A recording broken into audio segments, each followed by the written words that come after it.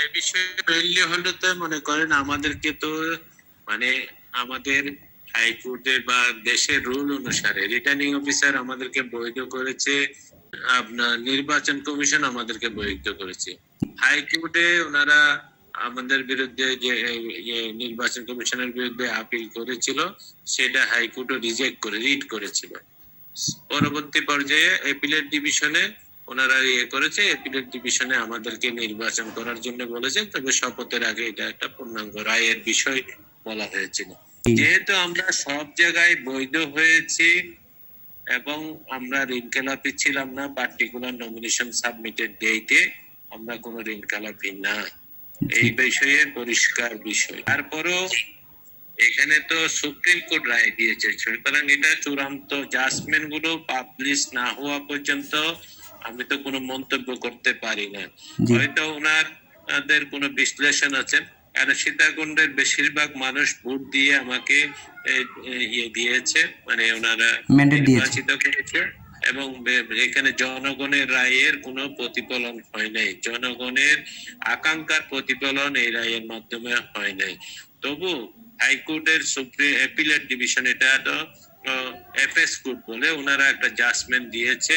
অবশ্যই এই জাজমেন্টের ভিতরে এখানে ইনকেলাপির যদি নতুন সংজ্ঞা কিছু নতুন করে নিয়ে আসে তাহলে ভিন্ন বিষয়, আগের সংজ্ঞা অনুসারে আমরা ইনকেলাপি না।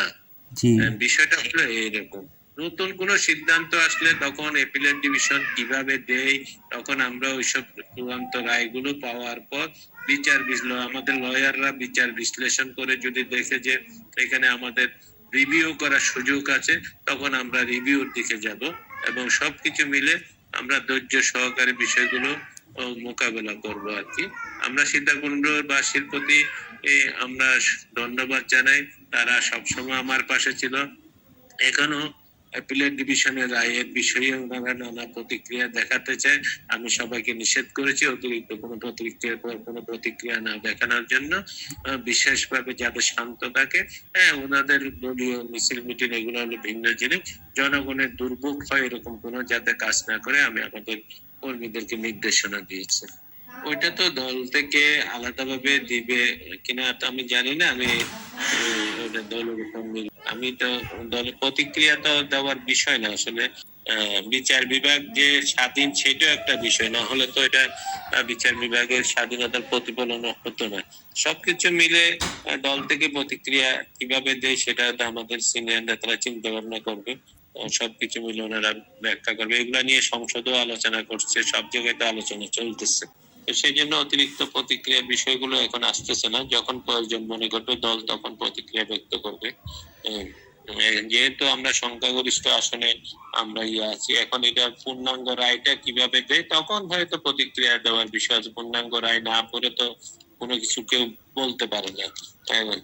কিভাবে মনে করেন আমরা বললাম না আমি রিটার্নিং অফিসারে বৈধ, আমরা ইয়েতে বৈধ, নির্বাচন কমিশনে বৈধ, আমরা তো সব জায়গায় ফাইট করে করে আসছি। হাইকোর্টে ওনাদের রিট টিকে নেই, এখন যেহেতু আপিলটা ওনারা সুপ্রিম কোর্টে আপিলটা টিকছে, তাহলে এটা একটা বিস্তারিত বিবরণ আসবে না, বিস্তারিত বিবরণটা কিভাবে দেয় এটা তো না দেখে কথাগুলো বলা যাবে না। আমার বিশ্বাস যে আমরা রিভিউতে আমাদের সুযোগ থাকবে এবং আমরা ফাইনালি জিতবো ইনশাল্লাহ।